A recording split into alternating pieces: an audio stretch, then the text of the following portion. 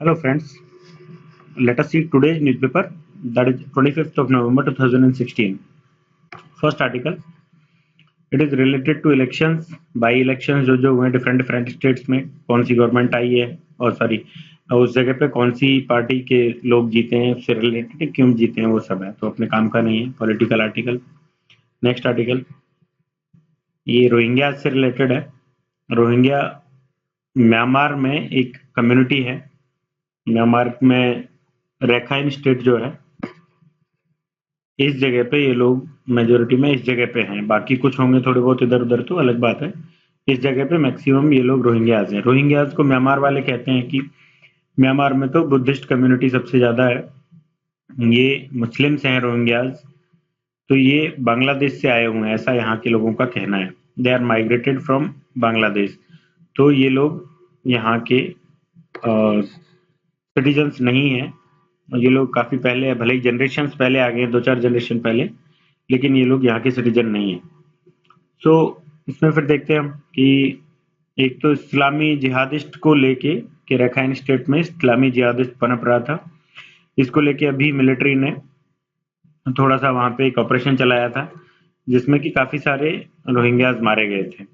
लगभग 130 लोग उसमें मारे गए थे और लगभग 30,000 लोग वहां से डिस्प्लेस हो गए थे और करीब 10 लाख के आसपास ये रोहिंग्याज रखाइन स्टेट में रहते हैं। तो इन लोगों पे जब मिलिट्री ने अटैक किया है, मिलिट्री के इस ऑपरेशन से ये लोग और फिर माइग्रेशन इनका दोबारा स्टार्ट हो गया है। बीच में थोड़े दिन पहले भी, 1-1.5 साल पहले भी ये इश्यू काफी उठा था, तब भी ये काफी इधर उधर माइग्रेट कर रहे थे। अभी ये फिर से मिलिट्री के इस ऑपरेशन की वजह से यहाँ से फिर से माइग्रेशन स्टार्ट हुआ है। तो मिलिट्री का ये ऑपरेशन जो हुआ था, उन्होंने क्यों किया था कि मिलिट्री की कुछ 2-3 पोस्ट पे इन्होंने जो जिहादिस्ट, इस्लामी जिहादिस्ट, इन्होंने इन पे अटैक कर दिया था, तो इसलिए मिलिट्री ने ये ऑपरेशन चलाए थे। तो नाउ 30,000 पीपल आर डिस्प्लेस्ड। इनका माइग्रेशन कहाँ होता है वो हम देख लेते हैं। माइग्रेटरी रूट है इनका, इधर ये बांग्लादेश में जाते हैं। बांग्लादेश से, बांग्लादेश की जो बॉर्डर्स हैं, इंडिया बांग्लादेश की बॉर्डर काफी पोरस है। नेक्स्ट कि म्यांमार से भी हमारी जो बाउंड्रीज हैं वो भी पोरस है। तो रखाइन से म्यांमार के किसी पार्ट में जाना इनके लिए इजी है ना। नॉर्थ ईस्ट की जो हमारी बॉर्डर्स हैं वो काफी पोरस हैं। तो ये क्वेश्चन आया हुआ भी है कि पोरस बाउंड्रीज की वजह से क्या क्या प्रॉब्लम्स होती हैं, वैसे टाइप। तो इससे ये यहाँ पे माइग्रेट कर जाते हैं इजीली। तो इंडिया में माइग्रेशन हो रहा है, बांग्लादेश में माइग्रेशन हो रहा है। नेक्स्ट कि इधर ये म्यांमार जो समुद्र से टच हो रहा है, इधर से ये लोग अंडमान निकोबार द्वीप समूह जो हमारा है, यहाँ भी ये लोग जाते हैं। और अदर कंट्रीज जैसे थाईलैंड में ये लोग चले जाते हैं, मलेशिया में और इंडोनेशिया में। तो इन सारी कंट्रीज में इनका काफी ज्यादा माइग्रेशन है। कुछ डाटा दिया गया है इसमें, जैसे 58,000 माइग्रेंट्स 2014 में इतने लोग माइग्रेट कर गए थे। एंड देन 15 का डाटा दिया है तो 25,000 फर्स्ट क्वार्टर में 2015 के में इतने माइग्रेट कर गए थे। फिर थोड़ी शांति आई थी तो अभी कम हो गए थे, लेकिन अभी फिर से बोल रहे हैं कि 30,000 के आसपास लोग डिस्प्लेस हो गए हैं।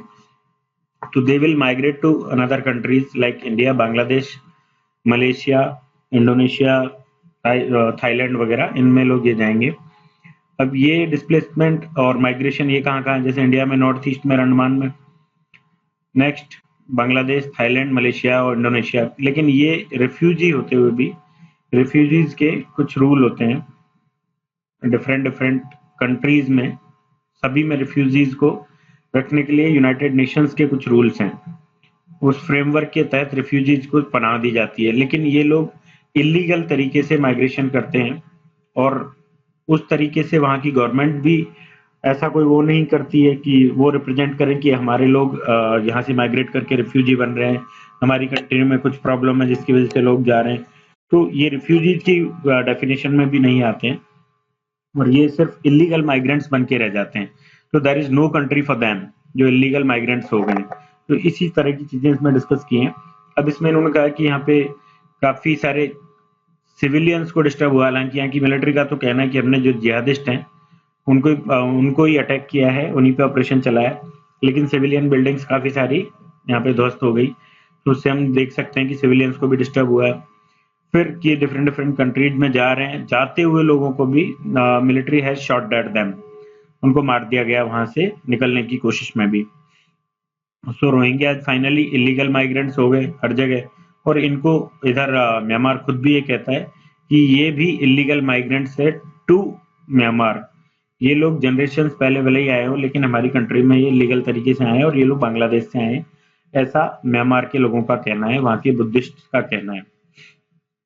नेक्स्ट चीज कि मिलिट्री ने कुछ प्रोसिक्यूशन के ऑपरेशन चलाए थे 1970s के डिकेड में। तो ये उस टाइम पे जो प्रोसिक्यूशन किया गया था, तो काफी सारे लोग उस टाइम पे माइग्रेट कर गए, और उस टाइम पे काफी सारे लोगों ने जो एक सिटीजनशिप लॉस हो गया था उनका। तो अब ये ना तो म्यांमार के सिटीजन है, और ना बांग्लादेश के सिटीजन है, ना किसी और कंट्री में गए जहाँ वहां के सिटीजन है। तो रोहिंग्याज की बेसिक प्रॉब्लम यही है फिर कि they are not citizen of any country, so no country for them. इस टाइप की कंडीशन उनकी हो चुकी है ना। उन्होंने कुछ जो बात की है इसमें कि सूकी की गवर्नमेंट आई है, तब से लोगों को लग रहा था कि अब पीसफुल एक कंडीशन आएगी, डेमोक्रेसी आ गई है, लेकिन सूकी इस मामले पे साइलेंट है, जो भी मिलिट्री ने ऑपरेशंस किए हैं उस पे। सो गवर्नमेंट इनफेक्टिव है, दैट मीन्स की वाई गवर्नमेंट इज इनफेक्टिव, उसके भी रीजंस है। तो गवर्नमेंट इनफेक्टिव किन किन पार्ट्स में, एक तो कि इंटरनल सिक्योरिटी के मामले में इंटरनल सिक्योरिटी रोहिंग्याज को नहीं मिल रही है, तो ये इस मामले में फेल हो गई। नेक्स्ट कि ह्यूमन राइट्स के इश्यूज हैं, उनको नहीं गवर्नमेंट सॉल्व कर पा रही है। रोहिंग्याज पे बहुत अत्याचार हो रहे हैं, सिविलियंस पे अत्याचार हो रहे हैं, जिहादिस्ट जो भी हैं उन पे एक बार को ठीक है ऑपरेशन चलाए जाएं, उनसे सिक्योरिटी को खतरा है तो उसे रोका जाए, लेकिन जो लोग सिविलियंस हैं, नॉर्मल पीपल हैं, उनको क्यों परेशान किया जाए, तो उसे सूकी नहीं रोक पा रही है, जो कि वहां की गवर्नमेंट की हेड नहीं होते हुए भी डिफैक्टो रूलर टाइप है। सो अब द थिंग इज दिस कि सूकी की गवर्नमेंट होते हुए भी आर्मी के पास कई सारी पावर्स है वहां पे। व्हाट पावर्स आर देयर कि सिक्योरिटी वाली पावर्स सारी उसके पास है, डिफेंस रिलेटेड बॉर्डर मिनिस्ट्री उनके पास है, बॉर्डर मैनेजमेंट उनके पास है सारा, और there are plenty of economic powers also there, जो कि आर्मी के पास है, मिलिट्री के पास है। तो इन सारी कंडीशंस में चलते आर्मी का जो जनरल है वो इस आर्मी का हेड है, और उसके पास इतनी सारी पावर्स हैं, तो गवर्नमेंट सूकी की होते हुए भी वो जनरल्स की इतनी ज्यादा पावर है कि वो कोई कॉन्फ्लिक्ट बीच में होगा उनमें आपस में, तो जनरल्स ज्यादा पावरफुल हो जाएंगे इन सारे मामलों में। और दूसरा वो भी है कि कुछ परसेंट एक फिक्स किया गया है, उतने परसेंट तक वोट्स जरूरी है यदि कुछ चेंज करना है कॉन्स्टिट्यूशन में, तो और उस परसेंट तक कभी भी सूकी पहुंच नहीं सकती, क्योंकि एक पर्टिकुलर लेवल से ऊपर लाइक कि 25% हम देखें, 75% मान लीजिए, मोर देन 75% जरूरी है, तो 25% मिलिट्री के पास है वहां पे, उनकी जो पार्लियामेंट में मिलिट्री के वो है सांसद एंड ऑल। तो कभी भी कॉन्स्टिट्यूशन में ऐसा चेंज नहीं किया जा सकता जो कि मिलिट्री ना चाहे, तो इसलिए सूकी भी पावरलेस है इस मामले में। लेकिन फिर भी उसको शांत नहीं होना चाहिए, उसको काम करना चाहिए। जब एक डेमोक्रेटिक गवर्नमेंट डेमोक्रेटिक कंट्री में उसे हैंडल कर रही है, उसे लीड कर रही है। तो नाउ नेक्स्ट कि अब इसमें हमने ये सारा देख लिया, तो अब क्वेश्चन इससे रिलेटेड क्या बन सकता है। क्वेश्चन लास्ट ईयर नहीं पूछा गया, तो हो सकता है इस बार पूछा जाए। लास्ट ईयर या last two last year porous boundaries को लेके थोड़ा सा पूछा गया था, उसका भी कनेक्शन था इससे, लेकिन अभी क्वेश्चन पूछा जाएगा तो वैसा कुछ पूछा जा सकता है कि वहां पे डेमोक्रेटिक गवर्नमेंट आ गई है, सो कुछ उससे चेंजेस हुए या नहीं हुए। Is there any changes took place due to democratic government in Myanmar, if not तो क्या प्रॉब्लम है, if yes then what are the changes. So now next कि what are the concerns of India due to Rohingya issue, India को क्या क्या problems हो सकती हैं, ऐसा कोई क्वेश्चन इंडिया से कोरिलेट करके बनाया जा सकता है। सो नाउ नेक्स्ट आर्टिकल देखते हैं। ये कश्मीर से रिलेटेड है। अगेन कश्मीर से रिलेटेड हम कई सारे आर्टिकल ऑलरेडी देख चुके हैं, इवन कई आर्टिकल्स तो बहुत अच्छे अच्छे हम देख चुके हैं।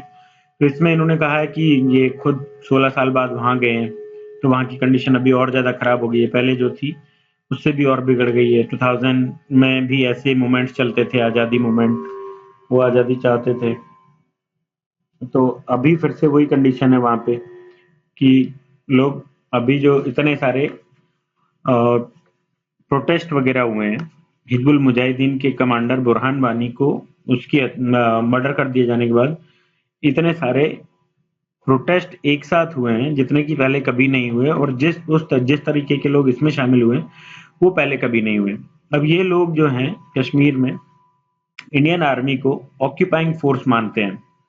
जो भी ये प्रोटेस्ट हुए हैं तो इनमें ये सारी चीजें निकल के आई हैं कि they think that Indian army is occupying their territory, there land. Indian forces, Indian army is controlling them. ये कंट्रोल करते हैं और बाकी सारी चीजें जो जो प्रॉब्लम्स करते हैं उनके लिए, कि किसी भी घर में जाके सर्च, उनको पीटना, अरेस्ट करना, टॉर्चर करना, पैलेट गन्स का यूज, तो ये सारी चीजें जो हैं जिनकी वजह से ये ऑक्यूपाइंग फोर्स मानते हैं हमारी आर्मी को, और गो गो इंडिया गो बैक इस टाइप के नारे लगाते हैं। तो ये एक काफी बड़ी प्रॉब्लम है कि इंडिया के खिलाफ वहां पे आम जनता नारे लगा रही है। So this is a big issue of concern. अब इसमें कि ये इतने दिनों तक एक शटडाउन था, पूरा 3-4 महीने तक ये शटडाउन रहा है कश्मीर। तो ये शटडाउन था क्या? बेसिकली ये एक जनरल स्ट्राइक थी। What is general strike? General strike का मतलब है कि नॉर्मल पब्लिक, पूरी पब्लिक एक स्ट्राइक पे उतर आई थी एडमिनिस्ट्रेशन के खिलाफ, गवर्नमेंट के खिलाफ। स्ट्रीट वेंडर्स, केमिस्ट और कुछ एक दो शॉप्स, उनको छोड़ के उनको अलाउ किया गया कि आप खोलिए। वो भी वीक में 1-2 दिन फिक्स कर दिए, उस टाइम पे खोलिए, लोगों को दिक्कत ना हो। कुछ पब्लिक सर्विसेज जैसे हेल्थ सेक्टर की सर्विसेज हैं, इनको कोई प्रॉब्लम नहीं पहुंचाएगी। लेकिन बाकी पूरा पूरा का पूरा कश्मीर, पूरी वैली एक स्ट्राइक पे चली गई, जिसको कि पूरा पॉपुलर सपोर्ट था, उसमें बच्चे तक शामिल थे। तो ऐसी स्ट्राइक जो कि पूरी जनता जिसमें शामिल हो, हम छोटी सी कर्मचारियों की स्ट्राइक की बहुत प्रॉब्लम्स क्रिएट कर देती है। तो यहाँ पे जनरल स्ट्राइक एक हो रही है, पूरी पॉपुलेशन शामिल है और वो भी against India. So that is a concern, big concern कि इंडिया के खिलाफ ये सब हो रहा है।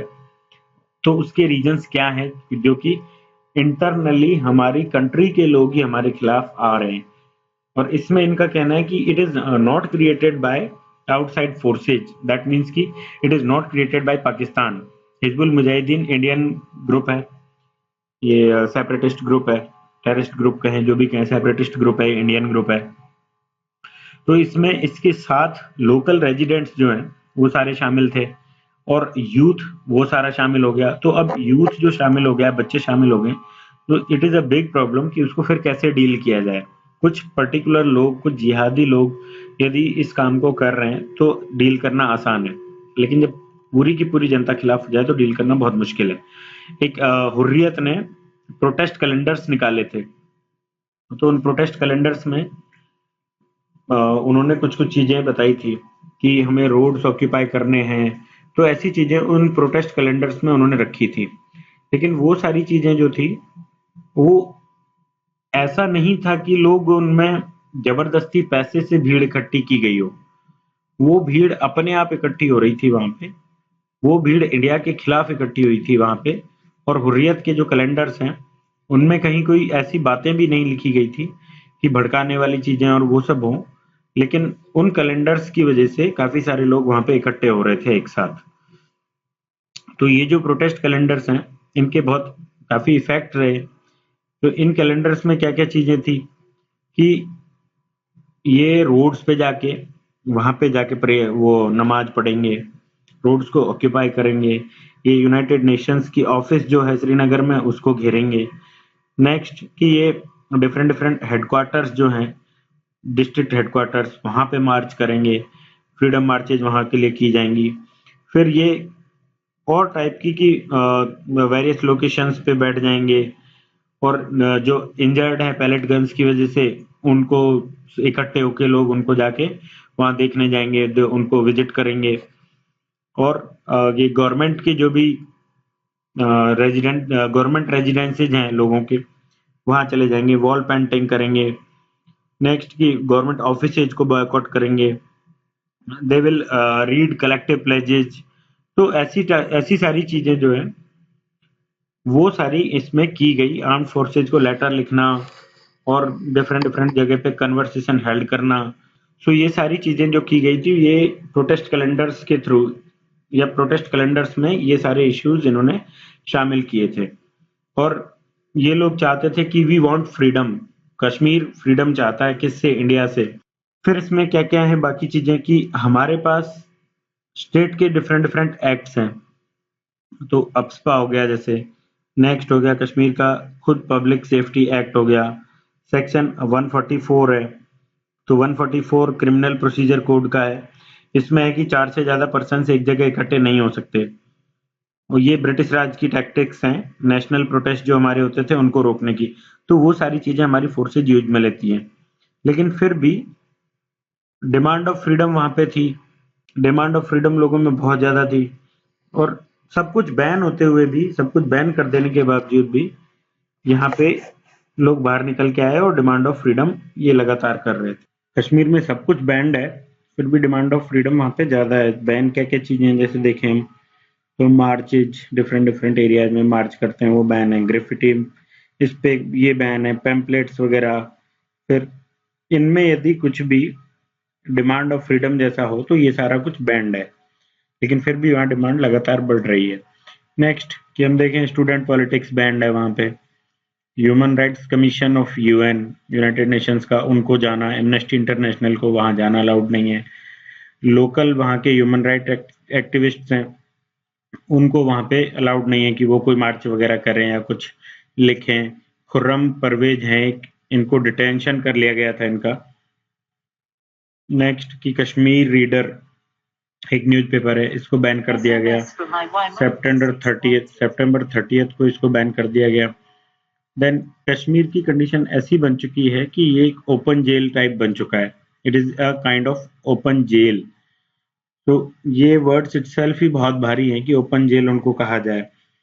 फिर नेक्स्ट चीजें इसमें देखें हम तो जो हमारे नेशनल सिक्योरिटी एडवाइजर हैं M.K. नारायणन, इनका एक आर्टिकल आया था द हिंदू में, जिसकी मैंने बात भी की थी पहले, कि इस जगह पे कश्मीर में अभी न्यू नॉर्मल की इन्होंने बात की थी कि एड्रेस द न्यू नॉर्मल।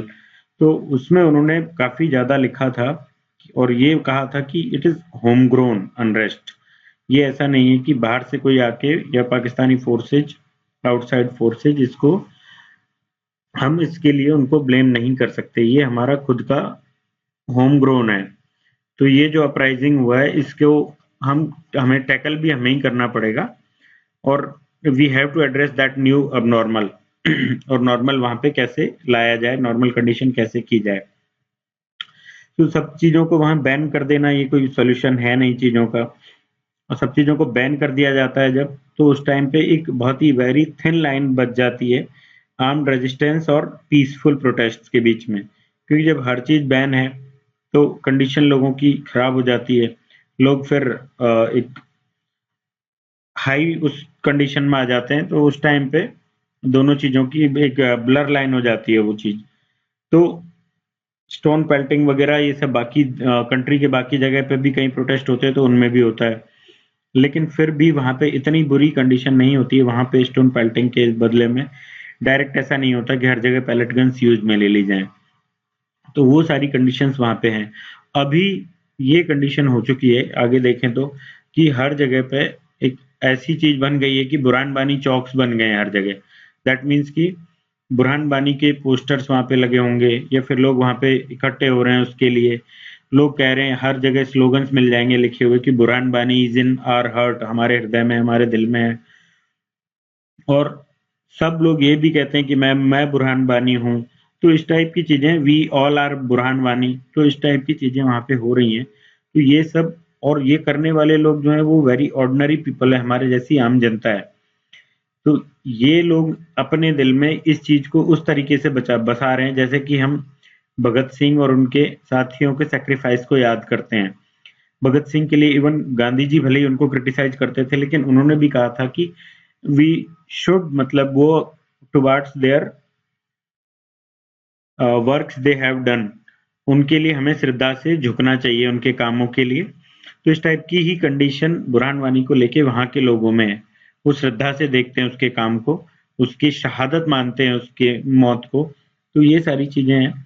अब वो वहां पे कंडीशन ये है कि लोग till the finish, to the finish strike को जारी रखना चाहते हैं कि हम इसको जब तक नहीं खत्म होने देंगे स्ट्राइक को, जब तक कि हमें पूरी तरीके से आज़ादी नहीं मिल जाती है। तो इस टाइप की कंडीशन वहाँ पे है।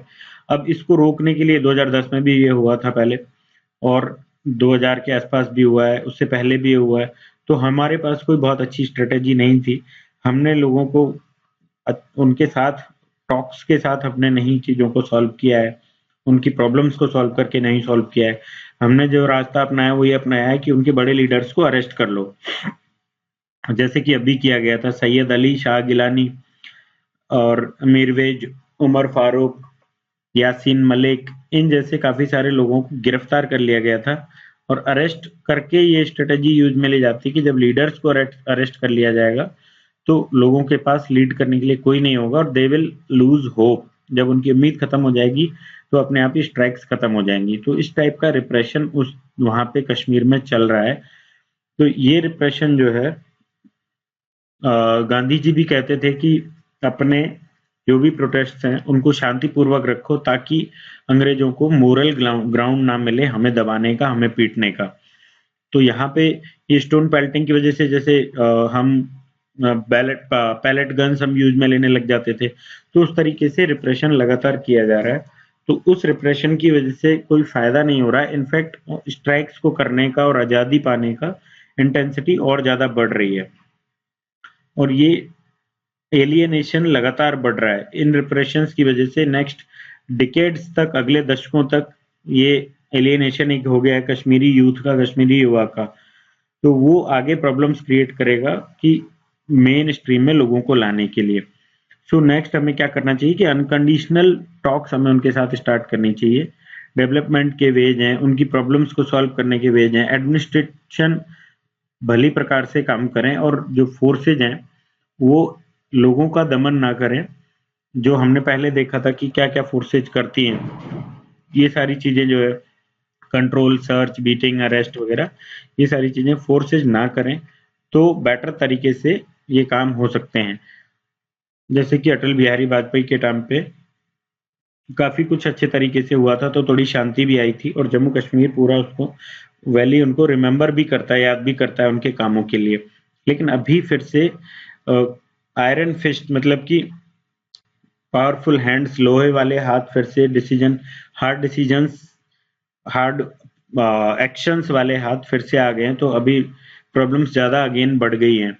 नेक्स्ट की इंडिया में कंट्री में अंदर कोई इनके खिलाफ कहीं भी पब्लिक डिस्कशन तक नहीं होता है, ना ही अपोजिशन लीडर्स, अपोजिशन पार्टीज, ना एनजीओज, ना सिविल सोसाइटी कभी इसके बारे में बात करती है कि जे में क्या हो रहा है, जे में क्या प्रॉब्लम्स है, उनको हमें सॉल्व करना चाहिए, किस तरीके से करना चाहिए, हमारी कंट्री का वो पार्ट है।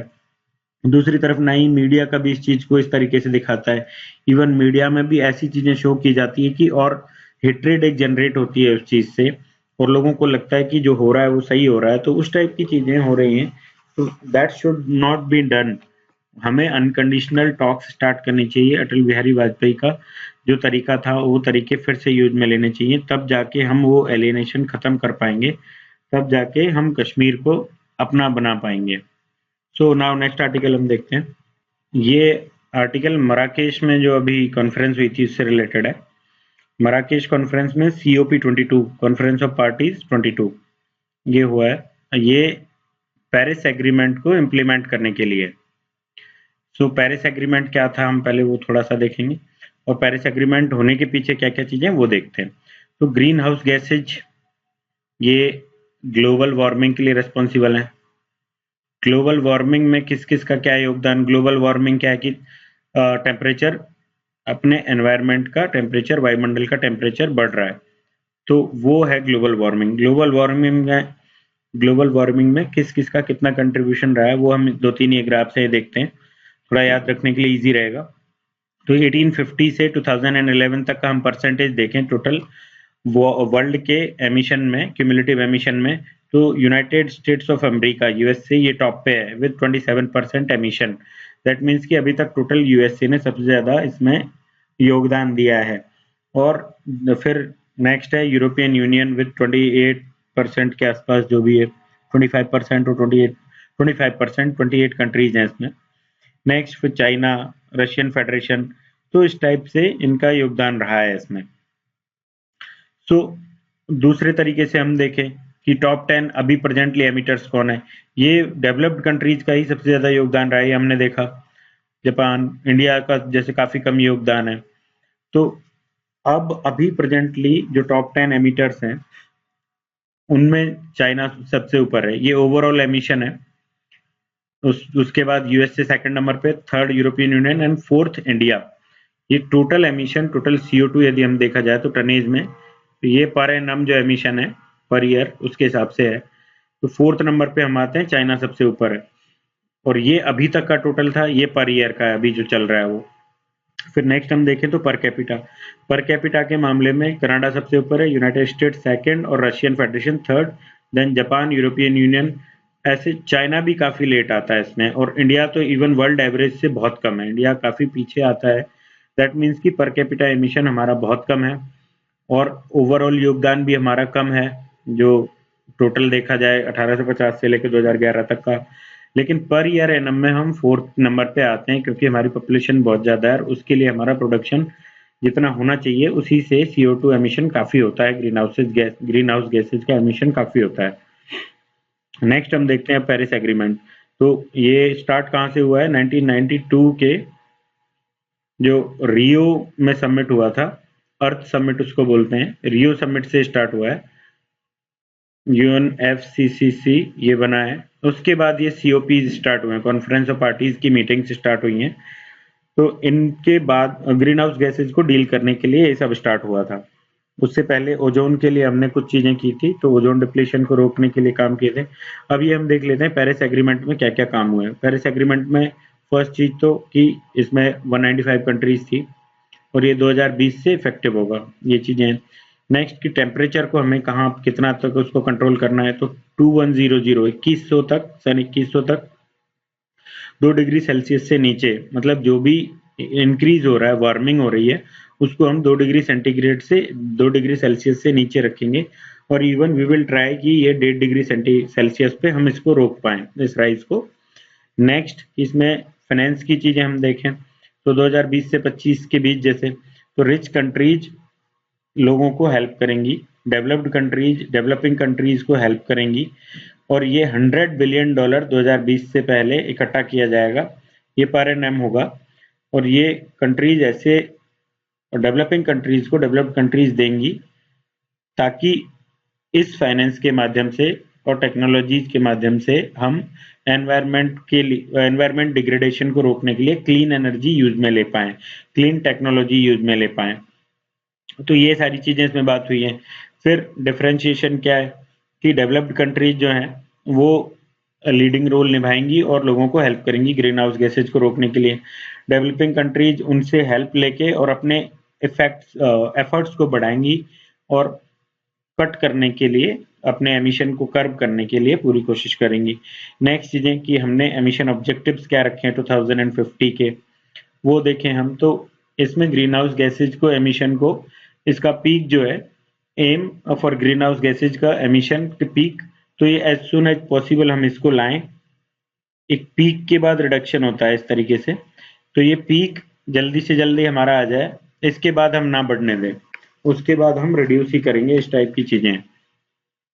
तो ये हम कोशिश करेंगे कि जल्दी से जल्दी ये पीक आए, उसके बाद रैपिड एक रिडक्शन हम स्टार्ट करें चीजों को, कार्बन एमिशन को, और फिर उसको बैलेंस बनाने की कोशिश करें। नेक्स्ट चीजें कि बर्डन शेयरिंग, तो बर्डन शेयरिंग में इसमें डेवलप्ड कंट्रीज फाइनेंशियल रिसोर्सेज की फॉर्म में हेल्प करेंगी, टेक्नोलॉजी की फॉर्म में हेल्प करेंगी, और डेवलपिंग कंट्रीज अपने हिसाब से INDCs को कंप्लीट करने की कोशिश करेंगी। तो ये शेयरिंग का बर्डन है। नेक्स्ट इसमें हम देखें तो रिव्यू मैकेनिज्म है, हर 5 साल में इसका रिव्यू किया जाएगा। फिर हर रिव्यू में ये अपडेट करेगा, जो जो कंट्रीज ने जो जो काम किए हैं, रिव्यू के बाद अपडेटेशन होगा चीज़ों का, और फिर उसको एनहेंस की जाएंगी चीज़ें कि किस तरीके से INDCs को प्राप्त किया जाए। तो इसलिए 5 ईयर पे रिव्यू मैकेनिज्म रखा गया है। नेक्स्ट क्लाइमेट का जो डैमेज है, वल्नरेबल कंट्रीज जो हैं वो, उनको रिकॉग्नाइज करने की जरूरत है। Vulnerable countries have von recognition of the need. तो इसमें नेक्स्ट चीज है कि जो वल्नरेबल कंट्रीज हैं, क्लाइमेट का डैमेज हुआ है, वल्नरेबल कंट्रीज हैं, आइलैंड्स हैं, तो एक आइलैंड्स को इनको एक रिकॉग्निशन मिला है। क्लाइमेट एक्साइल की कंडीशन है, तो वो लोगों को ना सहनी पड़े, उसके लिए हमें आगे अभी से काम करने पड़ेंगे। इन कंट्रीज को एक रिकॉग्निशन एटलीस्ट मिला है पेरिस एग्रीमेंट के बाद में। तो प्रीलिम्स में क्वेश्चन ऑलरेडी पूछे जा चुके हैं। आई थिंक एक क्वेश्चन था, लेकिन उसमें काफी सारी चीजें पूछी गई थी प्रीलिम्स में कि क्या क्या इसकी टर्म्स कंडीशंस हैं वो सारी। तो मेंस में भी कोई क्वेश्चन इससे रिलेटेड बन सकता है, क्योंकि पेरिस एग्रीमेंट भी हुआ है और साथ ही मराकेश में उसको इम्प्लीमेंट करने के लिए भी COP22 की कॉन्फ्रेंस हुई है। तो अब इस आर्टिकल में हम देख लेते हैं इन्होंने क्या क्या लिखा है कि कॉन्फ्रेंस ऑफ पार्टीज 22 ये मिले हैं यहाँ पे। तो इसमें इन्होंने अपने जो INDCs हैं उनके लिए जो वादे किए हैं इन्होंने, इंटेंडेड नेशनली डिटरमिन्ड कंट्रीब्यूशन, मैंने उस दिन कुछ और वर्ड बोल दिया था, सी के लिए कमिटमेंट बोल दिया था। तो INDC जो है, हर कंट्रीज अपने INDC कंप्लीट करेगा, उसके लिए यहाँ पे लोग डिटरमिन्ड तरीके से लोगों ने वादा किया है कि हमारा जो रोड मैप होगा वो क्या होगा और हम किस तरीके से इसको प्राप्त करेंगे। अब इसमें एक प्रॉब्लम क्या है कि ट्रंप जब से जीते हैं इलेक्शन, ट्रंप ने जो वादे किए थे यूएसए में, तो ट्रंप ने कहा था कि he would block the Paris agreement, मतलब कि वो पार्टिसिपेट नहीं करेगा। जो भी इसमें हमने वादे किए हैं INDC वगैरह के, वो सब हम कुछ नहीं करेंगे। और इवन ट्रंप का ये भी कहना था कि हम ये यूएसए में कोल को रिवाइव करेंगे, कोल एनर्जी को, कोल की clean energy plus shell gas वाली, उसको रिवाइव करेंगे। उसकी वजह से जो हमारे जॉब लॉस हो रहे हैं उनको हम नहीं होने देंगे, और कोल से हमारा सस्ता जो प्रोडक्शन होता है उसको हम बढ़ाने की कोशिश करेंगे। तो नेक्स्ट चीज है कि अभी यूएसए में अभी ट्रंप ने मायरॉन एबेल करके एक हैं, उनको हेड बना दिया है एनवायरमेंट प्रोटेक्शन एजेंसी का। तो ये भी एक अलार्मिंग बेल्स हैं ऑल ओवर द वर्ल्ड, क्योंकि उन जो मायरॉन ईबेल हैं इनका भी यही कहना है कि एनवायरमेंट की वजह से हम जो काम कर रहे हैं, एनवायरमेंट क्लीन पावर के प्लान्स वगैरह जो हैं ओबामा के, हम उनको उसको इलीगल मानते हैं और we will not go with them, और हम रिवाइव करेंगे कोल इंडस्ट्री को, यूएसए की को। तो इस टाइप की चीजें वो भी मानते हैं, और ट्रंप का खुद का भी यही कहना है, और ट्रंप ने इनको बना भी दिया है यूएसए एनवायरमेंट प्रोटेक्शन एनर्जी का हेड। तो इस टीम का हेड बनने के बाद और दिक्कतें हो सकती है, जबकि हम देखें ओवरऑल तो यूएसए 1850 से 2011 के बीच हमने देखा कि ये टॉपर रहा है कार्बन एमिशन के मामले में। और दूसरा हम देखें तो ये पर कैपिटा में भी काफी आगे है, पर कैपिटा में सेकंड नंबर पे है, यहाँ ये टॉपर रहा है। और सॉरी, पर कैपिटा में ये थोड़ा पीछे, सॉरी पर कैपिटा में भी सेकंड पे है, और इधर हम देखें तो ये पर ईयर वाले में भी सेकंड पे है। तो यूएसए जब इतना ज्यादा एमिट कर रहा है और वो कमिटमेंट्स पे नहीं टिकता है, वो नहीं चाहता है कि हम इसको पेरिस एग्रीमेंट को साथ लेके चलें, तो that will be a very big problem for the world. और उसमें ये भी है कि यूएसए के पास टेक्नोलॉजी भी है, दूसरा डेवलप्ड कंट्री है, तो उनके पास फाइनेंस की भी प्रॉब्लम नहीं है। तो ये और कंट्रीज को फाइनेंस भी प्रोवाइड करवा सकता था, टेक्नोलॉजी भी प्रोवाइड करवा सकता था। लेकिन जब ये खुद कहेगा कि मैं तो इससे आउट हो जाऊंगा, हम पार्टिसिपेट नहीं करेंगे, तो फिर ये दिक्कत है, इम्प्लीमेंट कर पाना इस चीज को बहुत प्रॉब्लम हो जाएगी ऑल ओवर द वर्ल्ड। लेकिन फिर भी इनके जो भी कहा हो इन्होंने, पूरा वर्ल्ड के जो लोग हैं COP22 में, वो लोग अभी भी कमिटेड थे इन चीजों को प्राप्त करने के लिए, INDCs को। और उन्होंने इसको वर्कआउट किया है चीजों को मराकेश में। और ओवरऑल जो एक बहुत ही बड़ा ये इम्प्लीमेंटेशन, एक पेन टेकिंग वो है प्रोसेस, तो उसके लिए लोगों ने फिगर आउट किए चीजें, उसके लिए मेहनत की है लोगों ने चीजें, और सभी डिटरमिन्ड है इस चीज को प्राप्त करने के लिए। तो ये अच्छी कंडीशन है। सो इसमें अडेप्टेशन, उसके लिए कम्युनिकेशन, फिर ट्रांसपेरेंसी फ्रेमवर्क कंट्रीज में, फिर ग्लोबल जो स्टॉक टेक है उसको 5 ईयर्स में, हर 5 ईयर्स में उसको देखना। तो ये सारी चीजें इंक्लूडेड हैं उसमें। तो इसके लिए लोगों ने इन्होंने काम किया है, और एग्रीमेंट को इम्प्लीमेंट करने के लिए कंप्लायंस भी लोगों ने दिखाई है। फिर नेक्स्ट हम देखें तो फाइनेंशियल सपोर्ट की बात आती है, तो वो डेवलप्ड कंट्रीज पे जाती है कि डेवलप्ड कंट्रीज ही फाइनेंशियल सपोर्ट कर पाएंगी चीजों में एंड INDCs को प्राप्त करने के लिए। तो INDCs में फाइनेंशियल सपोर्ट एक इम्पोर्टेंट एजेंडा है डेवलपिंग कंट्रीज के लिए, वो चीज मिलना जरूरी है। दूसरा कि उसके साथ टेक्नोलॉजी मिलना भी बहुत जरूरी है। तो फिर जो भी हो ये प्रोवाइड करवाते हैं। कुछ लोगों में ओईसीडी कंट्रीज में से इनका कहना है कि ओईसीडी कंट्रीज ऑलरेडी वहाँ पे जो इन्वेस्ट करती हैं, प्राइवेट इन्वेस्टमेंट जो है इनका डेवलपिंग कंट्रीज में, वो इसी की फॉर्म है एक तरीके से कि हम उनको हेल्प कर रहे हैं और उनको हम फाइनेंशियल सपोर्ट प्रोवाइड करवा रहे हैं। जबकि ऐसा नहीं है, इन कंट्रीज को डायरेक्टली प्रोवाइड करवाना चाहिए चीजें। दूसरी चीज की $100 बिलियन का हमने एक फंड की बात तो की है। अब इस फंड में पैसा कहाँ से आएगा? डेवलप्ड कंट्रीज देंगी। और पैसे के साथ साथ कि जो पैसा आ भी जाए मान लीजिए, लेकिन आईएनडीसी को जो प्राप्त किया जाता है उसमें एक ट्रांसपेरेंट उसके लिए मैकेनिज्म चाहिए होगा। बाद में इसकी कैलकुलेशन एंड ऑल के लिए तो ट्रांसपेरेंसी का भी इशू है। तो ग्रीन क्लाइमेट फंड हमने स्टार्ट किया था कोपेनहेगन में, जब सीओपी की मीटिंग हुई थी, कॉन्फ्रेंस ऑफ पार्टीज की। तो वहां से ग्रीन क्लाइमेट फंड स्टार्ट किया गया था। प्रॉमिस किया गया था कि $100 बिलियन पर ईयर का 2020 से पहले ये बनाया जाएगा to reduce greenhouse gases emission को कट करने के लिए। लेकिन अभी तक उस पर कुछ खास काम हुआ नहीं है और डेवलप्ड कंट्रीज कितनी हेल्प करेंगी उस पर भी डिपेंड करता है। तो ये सारे इश्यूज इसमें हैं। नेक्स्ट इस आर्टिकल में क्या लिखा है वो देखते हैं। डिफरेंट डिफरेंट कंट्रीज के कमिटमेंट्स आगे दिए हैं। तो हमने 2030 तक 1.5 डिग्री सेल्सियस 1.5 डिग्री सेल्सियस इस तक का 2030 का लक्ष्मण रेखा एक बनाई है। उसके लिए डिफरेंट डिफरेंट कंट्रीज के क्या क्या ऑब्लिगेशंस हैं और उनको क्यों मतलब फुलफिल ये करने चाहिए अपने ऑब्लिगेशंस, वो सारी चीजें। नेक्स्ट की जो क्योटो कमिटमेंट्स थे 2020 तक, तो ये डेवलप्ड कंट्रीज के लिए एक मौका है कि वो एक कॉन्फिडेंस डेवलपमेंट का, कि उन जो कमिटमेंट्स है उनको प्राप्त करे और एमिशन रिड्यूस करे और डेवलपिंग कंट्रीज को ये सपोर्ट करे। तो वो सारी चीजें हैं। नेक्स्ट इसमें कि खुश होने वाली क्या क्या बातें हैं, तो वो इन्होंने दिए कि कॉज फॉर चीयर। तो जो जो इसमें कमिटमेंट्स किए गए हैं, those are the cause for cheer. तो उनमें क्या क्या दिया गया है? फर्स्ट तो कि लीस्ट डेवलप्ड कंट्रीज में 48, तो इनका एक ग्रुप है जिसमें कि बांग्लादेश, इथोपिया और साउथ सूडान ऐसी कंट्रीज हैं। तो ये क्लाइमेट वल्नरेबल फोरम, ये जो ग्रुप है ये लीस्ट डेवलप्ड कंट्रीज का फोरम है। लेकिन फिर भी इन्होंने कहा है कि हम 2050 तक 100% जो उनकी एनर्जी है उसको रिन्यूएबल एनर्जी में कन्वर्ट करेंगे। ये इनका कमिटमेंट है। ये बहुत बड़ी बात है कि इतनी सारी कंट्रीज ऐसा कमिटमेंट कर रही हैं।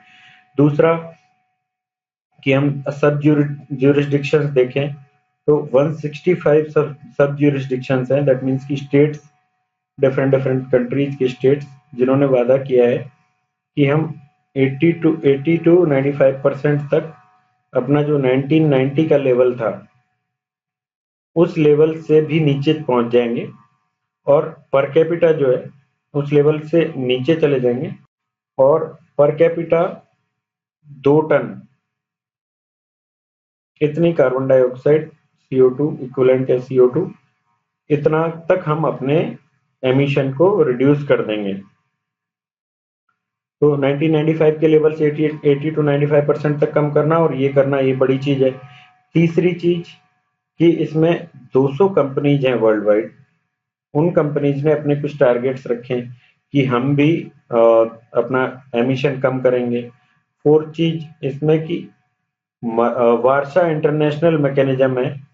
तो वार्सा इंटरनेशनल मैकेनिज्म ने ये लॉस एंड डैमेज के लिए, तो इसमें भी कि 5 इयर्स में इनका एक वर्क प्लान है वो अप्रूव हुआ है 5 इयर्स का। तो वो चीज भी एक बड़ी चीज है। और 2017 में इसकी वार्सा इंटरनेशनल की इसकी मीटिंग होने वाली है पहली।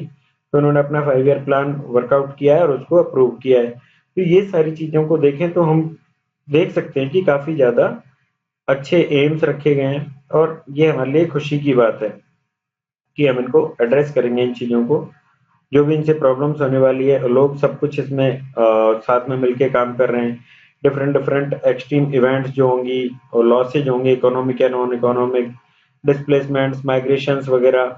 तो ये क्लाइमेट चेंज की प्रॉब्लम्स हैं, रिस्क मैनेजमेंट है। तो इन सब इश्यूज को एड्रेस करने के लिए ये हमारे एम्स इनसे प्राप्त हो पाएंगे। नेक्स्ट चीज़ इन्होंने कहा है कि हाँ, ये सब हम कर रहे हैं और हमारे उद्देश्य 2 डिग्री सेंटीग्रेड 2100 तक और 1.5 डिग्री सेंटीग्रेड, तो ये उद्देश्य हम प्राप्त कर पाएंगे, प्राप्त करने की हम कोशिश कर रहे हैं। ना भी कर पाए तो कम से कम हमें टारगेट 1.5 वाला ही रखना चाहिए। टफ टारगेट्स रखो तो 2 डिग्री सेंटीग्रेड तक तो हम पहुंचेंगे ही, ऐसा इनका कहना है। फिर आगे कहते हैं कि भले ही ट्रम्प साथ हो या मत हो, पूरा वर्ल्ड साथ में काम कर रहा है, दैट इज गुड। तो इस टाइप से आर्टिकल कंक्लूड करते हैं। नेक्स्ट आर्टिकल देखते हैं। तो ये आर्टिकल भी रिफ्यूजीज पे ही बेस्ड है। अभी तक जो हमने पढ़ा वो म्यांमार के बारे में पढ़ा था कि म्यांमार में जो रोहिंग्याज हैं वो किस तरीके से बाहर निकल जाते हैं, किस तरीके से माइग्रेशन उनको करना पड़ता है और कंट्रीज उनको पहचानती नहीं है। तो ये अगेंस्ट इंडिया टाइप से कह सकते हैं हम कि इंडिया की जो पॉलिसीज हैं उनका थोड़ा सा इसमें वो है कि हम खुद लोगों के बारे में भले ही बात करते हैं लेकिन हम खुद भी उसी कंडीशन में हैं। तो इसमें देखते हैं कि रिफ्यूजीज के बारे में हमारी क्या सोच है, हमारे पास क्या क्या पॉलिसीज हैं, वो सब इसमें दिए। वरुण गांधी का आर्टिकल है कि हमारी कंट्री, जिसको कि काफी दिन पहले इंडिपेंडेंस मिल चुकी है, लेकिन अभी भी हमारा ट्रीटमेंट जो है रिफ्यूजीज के बारे में वो बहुत ज्यादा नहीं बदला है। हम बलूचिस्तान के बारे में बार बार ह्यूमन राइट्स का वायलेशन वहां पे होता है पाकिस्तान बलूचिस्तान में, इसको हम हाईलाइट करने की कोशिश करते हैं, लेकिन हमारी खुद की कोई असाइलम पॉलिसी नहीं है रिफ्यूजीज के लिए। यूएस में ट्रंप ने सीरियन रिफ्यूजीज के लिए जो कहा था कि we will not accept them, वो सारी चीजें अब एक एक करके बाकी कंट्रीज में भी देखने को मिल रही है। और इवन इंडिया में भी हमारा, हम भले ही स्ट्रेट फॉरवर्डली मना नहीं करते हैं लेकिन हमारा भी स्टेटस कोई बहुत अच्छा नहीं है। तो फिर ये आगे बताते हैं कि माउंट बैटन के टाइम पे 1947 में जब इंडिया आजाद हुआ था तो एक बाउंड्री कमीशन अवार्ड था, ये बना था। तो उसमें त्रिपुरा, बाउंड्री कमीशन अवार्ड के तहत त्रिपुरा, मिजोरम और म्यांमार के कुछ पार्ट्स, इन पार्ट्स में कुछ एरियाज हैं जहाँ पे कि 97% तक बुद्धिस्ट थे, मतलब मेजोरिटी बुद्धिस्ट थे, लेकिन उनको पाकिस्तान को दे दिया गया। पूर्वी पाकिस्तान मीन्स बांग्लादेश, किस आधार पे कि इंडिया के लिए वो इनएक्सेसिबल है और पाकिस्तान के साथ वो रहेंगे तो उनको सारी चीजें मिल पाएंगी, पाकिस्तान के साथ एक्सेस भी उनका ढंग से है, तो वो लोग उसके साथ रहें, इसलिए उनको पाकिस्तान को दे दिया गया। फिर 1962 में क्या हुआ कि पूर्वी पाकिस्तान में वहां पे एक कैप्टाई डैम बना दिया उन्होंने, जिससे बहुत सारे ये चकमा रिफ्यूजीज हैं, ये जो हैं, ये फोटो दिया, चकमा रिफ्यूजीज हैं, ये सारे जो है होमलेस हो गए, फार्मलेस हो गए इस डैम के बनाने से। तो ये उस टाइम पे भी काफी सारे लोग आए इंडिया में और करीब करीब 40,000 लोग इन्होंने डाटा दिया है। तो उस टाइम पे इतने सारे रिफ्यूजीज इंडिया आए। अब इनको इंडिया में शरण तो दी गई लेकिन कुछ बहुत अच्छा उनका सेटलमेंट नहीं हुआ। टोटल 2002 फैमिलीज को तो रिसेटल कर दिया गया अरुणाचल प्रदेश में, चकमा फैमिलीज को। ये पपुम पेयर करके एक डिस्ट्रिक्ट है वहां पे, और इधर उधर के एक आध आसपास के डिस्ट्रिक्ट में अरुणाचल में 2002 फैमिलीज को वहां पे रिसेटल किया गया।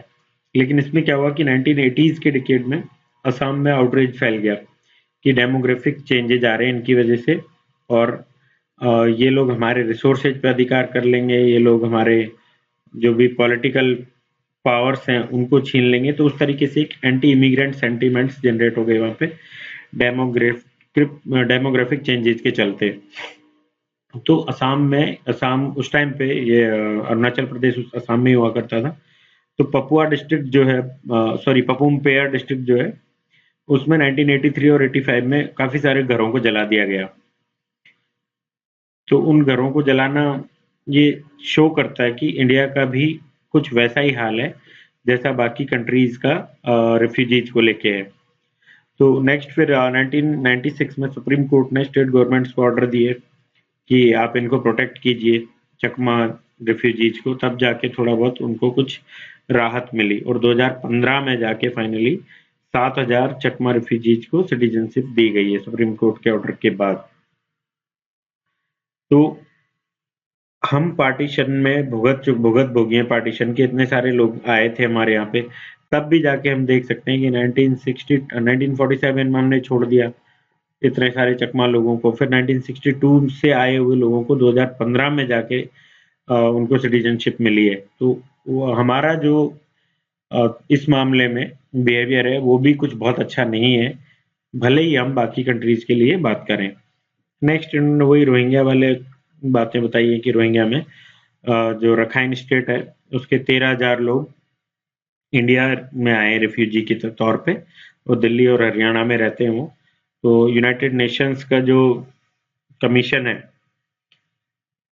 यूनाइटेड नेशंस का commissioner, high commissioner for refugees, इसके यहाँ पे रजिस्टर्ड है 13,000 लोग जो दिल्ली, हरियाणा और बाकी स्टेट्स में रहते हैं, और उनको ऐसी कंडीशन में वो लोग रहते हैं कि स्लम्स में रह रहे हैं जहाँ पे कि वाटर अवेलेबल नहीं है, सैनिटेशन अवेलेबल नहीं है, और ना उनको स्कूल्स में वो पढ़ सकते हैं क्योंकि डॉक्यूमेंट्स नहीं है प्रॉपर, उनके पास कोई आईडी प्रूफ वगैरह नहीं होते हैं, तो स्कूल्स में एडमिशन नहीं मिलता है, फिर कहीं जॉब्स वगैरह भी नहीं कर सकते हैं विदाउट दोज डॉक्यूमेंट्स। तो इंडिया में भी यही कंडीशन है, 13,000 लोग ये हैं इनकी और बाकी जगह से आए हुए रिफ्यूजीज की। सो फिर हम नेक्स्ट इसमें जो दिया है, पार्टीशन के टाइम पे पॉपुलेशन का काफी एक्सचेंज हुआ था, और उस टाइम पे जो रिफ्यूजीज आए थे उनके लिए भी हमारा ट्रीटमेंट कोई बहुत अच्छा नहीं रहा था।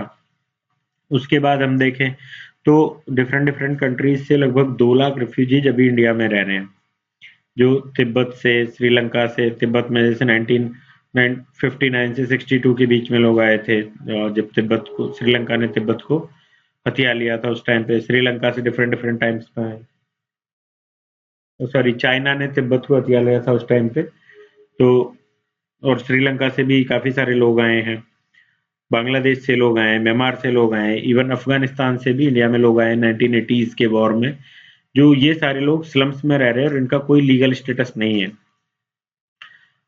और ईस्ट पाकिस्तान से 1940 और एग्जांपल दिए इन्होंने आगे कि 1947 में ईस्ट पाकिस्तान से भी लोग आए थे जो उड़ीसा में बसाया गया था उनको, लेकिन वहां पे लैंड भी उनको थोड़ा बहुत प्रोवाइड करवाया गया, लेकिन वो लैंड ऐसा था कि जो वाटर लॉगिंग वहां पे काफी रहती थी, और फिर उसके बाद भी डिस्प्यूट्स हो गए वहां पे, डिस्ट्रीब्यूशन प्रॉपर नहीं था और डिस्प्यूट्स हो गए, क्लैशेज हुए, एथनिक क्लैशेज, उनकी वजह से फिर वो जो उड़ीसा में बसाए गए लोग थे उनको मरीज झपी करके एक आइलैंड है सुंदरबंस में, वहां जाके फाइनली रहना पड़ा, और स्टेट गवर्नमेंट उनके लिए कुछ नहीं करती है।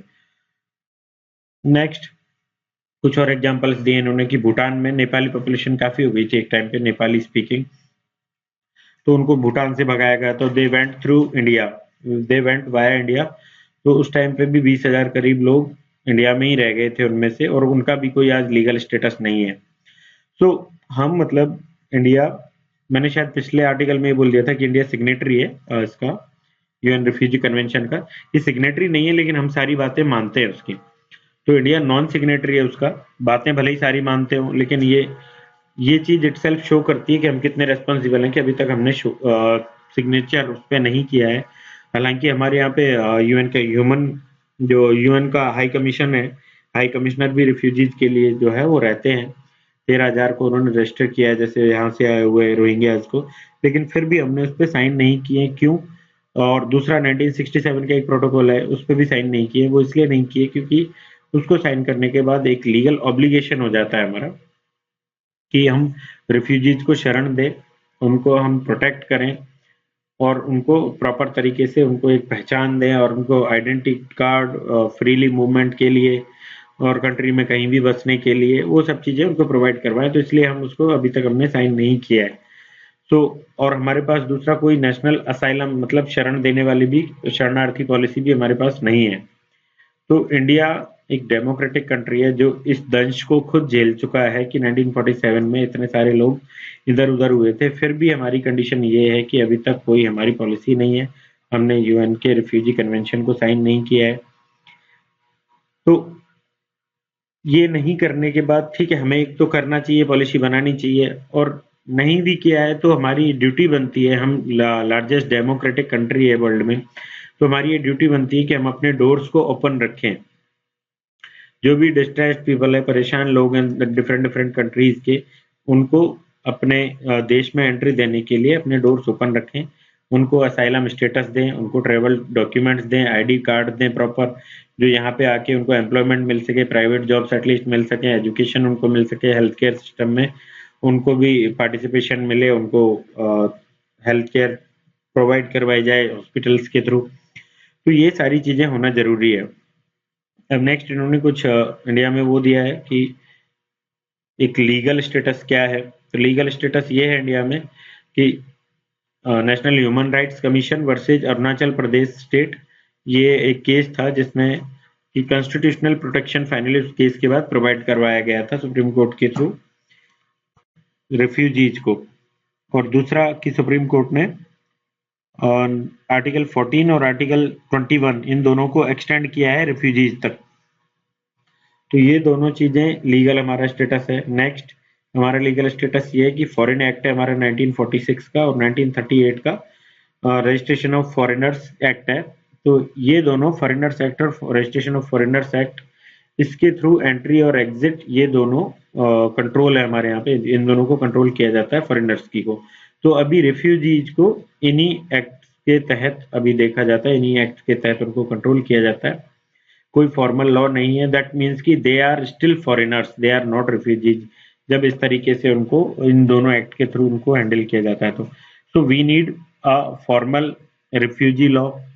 देन आफ्टर रिफ्यूजी लॉज बनाने के बाद, पॉलिसी बनाने के बाद भी और कुछ चीजें रिक्वायर्ड है जो उन्होंने बताई है आगे, कि सोशल सेंसिटाइजेशन बहुत जरूरी है कि लोग उनको एक्सेप्ट करें, क्योंकि सिंपली उनको पॉलिसीज बना देने से काम नहीं चलता है। उनको एक्सेप्ट नहीं किया तो फिर वही ethnic crisis, ethnic clashes develop होंगे उसमें। तो इसलिए सोशल सेंसिटाइजेशन, लोगों में एक कंपैशन उनके टुवर्ड्स देम होना जरूरी है, तभी जाके सक्सेसफुली हम कुछ कर पाएंगे उनके लिए। नेक्स्ट कि हमारे पास जो डाटा है वो हमारा डाटा इनफ नहीं है, तो लोग अनरजिस्टर्ड इसीलिए रह जाते हैं क्योंकि हमारे पास डाटा नहीं है। डाटा नहीं होने की वजह से रिफ्यूजीज को फिर उनके आइडेंटिफिकेशन कार्ड वगैरह कुछ नहीं मिल पाते हैं, तो उनको जॉब्स भी नहीं मिलते, स्कूल्स में एडमिशन भी नहीं मिलता है, उनको कोई एक्सेप्ट करने को तैयार नहीं होता है। तो ये सारी प्रॉब्लम्स हैं, वो सारी प्रॉब्लम्स अभी खत्म हो सकती है जब हमारे पास प्रॉपर डाटा हो। उनको आधार कार्ड जैसी और बाकी स्कीम्स गवर्नमेंट जो प्रोवाइड करवाती है उनको भी प्रोवाइड करवाई जाए। तो एक प्रॉपर सिस्टम की हमें जरूरत है। We need a proper system कि हम उनको प्रॉपर मैनेजमेंट कर पाए रिफ्यूजीज का, एक ट्रांसपेरेंसी और अकाउंटेबिलिटी के साथ उनको हम हैंडल करें। तो ये सब चीजें हमें जरूरी हैं कि वो वल्नरेबल जो लोग हैं वो विक्टिम्स ना बने। तो उस पॉपुलेशन को बचाने के लिए हमें ये सब किए जाने की जरूरत है, ये हमारी मोरल ड्यूटी है। सो नाउ नेक्स्ट आर्टिकल देखते हैं। पनामा पेपर्स से रिलेटेड है ये आर्टिकल। पनामा पेपर्स काफी उसमें था न्यूज में पहले, तो हो सकता है कुछ क्वेश्चन पूछा जाए इससे रिलेटेड, क्योंकि ये ब्लैक मनी ये भी अभी इतना ज्यादा न्यूज में चल रहा है कि एक स्कीम पहले आई थी सितंबर एंड तक के लिए, सितंबर में आई थी, वो स्कीम अभी थोड़े दिन पहले एंड हो गई थी। दूसरा उसके बाद अभी ये हमने जो नोट्स बंद किए हैं 1500 के, और फिर ये पनामा पेपर्स भी उसी से रिलेटेड है। तो ये सारी चीजें ब्लैक मनी, मनी लॉन्ड्रिंग और इस तरह की चीजें जो है वो ओवरऑल एक क्वेश्चन इससे फॉर्म हो सकता है। तो पनामा पेपर्स क्या था? पनामा पेपर्स लीक हुआ था। तो पनामा कंट्री है एक अमेरिकन उसमें कॉन्टिनेंट में, नॉर्थ अमेरिकन कॉन्टिनेंट में, नॉर्थ और साउथ के बीच में, वो शायद साउथ में पड़ता है, नॉर्थ में आई एम नॉट श्योर। तो उस कंट्री में एक तो वहां पे टैक्स फ्री है, कंपनी जो बनाते हैं टैक्सेज उनको नहीं देना पड़ता। दूसरा कंपनीज बनाने में हार्डली 7-8 डेज लगते हैं। तीसरा कि जैसे इंडियन गवर्नमेंट ने अलाउ किया है अभी $250,000 कर दिया है, मतलब कि 2.5 लाख तक का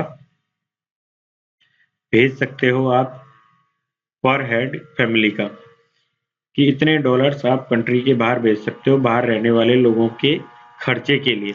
तो इस तरीके से इस टाइम पे भेजी गई थी रकम, जो पहले कम था लेकिन धीरे धीरे करके वो रकम भेजी गई थी पर एनम है रकम। तो इस रकम को भेज के और दूसरे तरीकों से भेज के वहां पनामा में कंपनीज रजिस्टर करवाई गई। पनामा में कंपनी जो रजिस्टर हुई थी उन कंपनीज का फिर व्यापार वाणिज्य जो भी ट्रेड है वो इंडिया में चलाया गया या और कंट्रीज में चलाया गया। तो फाइनली उनको टैक्स देना नहीं पड़ रहा है, जीरो टैक्स। इंडियन पैसे से बनी हुई कंपनी इंडिया में ही बिजनेस कर रही है, लेकिन वो क्योंकि पनामा बेस्ड है तो उसको पैसे नहीं देने पड़ रहे, उसे टैक्स पे नहीं करना पड़ रहा है। इस तरीके से लोगों ने इसका फायदा उठाया था। सो नाउ अब इस केस में जो कि इंडियंस हैं लगभग 500 या उससे भी ज्यादा लोगों के, काफी हाई प्रोफाइल लोगों के नाम, जब ये पनामा पेपर्स लीक हुए थे तो इन लोगों के नाम इससे जुड़े थे। इन लोगों की मनी वहां पे, इन्होंने अपनी मनी वहां पे ऑफशोर पार्क की हुई है। तो उससे रिलेटेड चीज है कि सुप्रीम कोर्ट ने गवर्नमेंट से मांगा है कि आप क्या कर रहे हैं उसके मामले में, और आपकी इंक्वायरी किस लेवल पे पहुंच चुकी है, उनका नाम डिस्क्लोजर से लेकर, तो उससे रिलेटेड आर्टिकल है। तो पनामा पेपर से रिलेटेड कोई क्वेश्चन बन सकता है, प्रीलिम्स में नहीं बना तो हो सकता है मेंस में पूछा जाए। नेक्स्ट आर्टिकल देखते हैं। ये हम ऑलरेडी इसके बारे में काफी बात कर चुके हैं। तो सुप्रीम कोर्ट में इन्होंने एक एफिडेविट सेंट्रल गवर्नमेंट ने फिल किया है कि 400 करोड़ की फेक नोट्स जो है, फेक मनी जो है, वो इससे फ्लश आउट हो जाएगी।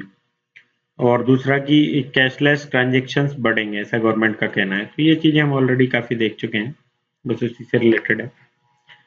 नेक्स्ट, ये डॉलर के मुकाबले रुपया गिर रहा है, तो ये जस्ट उसके लिए मूडीज ने भी कहा है कि डिमोनेटाइजेशन से इकोनॉमिक एक्टिविटीज हर्ट होंगी। तो ये जस्ट एग्जांपल्स हैं उसके, यदि कोई क्वेश्चन इससे बनता है डिमोनेटाइजेशन से रिलेटेड, तो विद फैक्ट्स एंड फिगर्स हम उसमें लिख सकते हैं। तो ये फोर्डर पॉइंट्स हैं कि ठीक है 400 करोड़ ये सुप्रीम कोर्ट में हमारी गवर्नमेंट ने कहा है। दूसरा कि कैशलेस बढ़ेंगे, ट्रांजेक्शन बढ़ेंगे तो टैक्स प्रॉपर तरीके से मिलेगा। नेक्स्ट, जैसे यहाँ लिखा है कि अब ये नेगेटिव पॉइंट्स में हम देखें कि डॉलर के मुकाबले बढ़ रहा है, क्यों? अब डॉलर क्यों बढ़ रहा है रुपए के मुकाबले, उसमें देखें हम तो रुपीज जो है पैसा, प्रोडक्शन बढ़ नहीं रहा है, प्रोडक्शन स्टिल है, और इवन कहा जाए तो प्रोडक्शन डाउन हो गया। जैसे कल के न्यूज़पेपर में एक था कि ब्रास इंडस्ट्री है मुरादाबाद की, जिसमें 3 लाख लोगों को रोजगार मिलता है, और ये लगभग 6,000 करोड़ की इंडस्ट्री है। तो ये पूरी तरीके से बंद हो चुकी है। तो बाद में भले ही रिवाइव हो जाएगी, लेकिन फिलहाल के लिए तो बंद हो गई, तो प्रोडक्शन रुक गया है। प्रोडक्शन रुकेगा तो जीडीपी डाउन होगी, जीडीपी डाउन होगी और मनी सर्कुलेशन में उतनी है जितनी पहले थी। तो इट्स डायरेक्ट शोज कि मनी का वैल्यू डाउन हो गई, क्योंकि 2 रुपए के सामान हमारे पास अवेलेबल है और रुपए हमारे पास 10 हैं, तो ये 2 रुपए के सामान के इक्वली हो जाएंगे, तो मनी की वैल्यू डाउन होगी, तो डॉलर अपने आप ही ऊपर चढ़ेगा। तो ये सारे इसके पॉजिटिव नेगेटिव पॉइंट्स आ रहे हैं। तो नेगेटिव पॉइंट्स में एक तो जीडीपी डाउन होगा, डॉलर के मुकाबले घटता जा रहा है, ये घटेगा तो हमारा सीएडी लगातार बढ़ेगा, हम बाहर से चीजें नहीं खरीद पाएंगे। तो ये सारे नेगेटिव पॉइंट्स हैं इसके। ओके देन, इतने ही आर्टिकल्स हैं आज। So thank you very much for listening.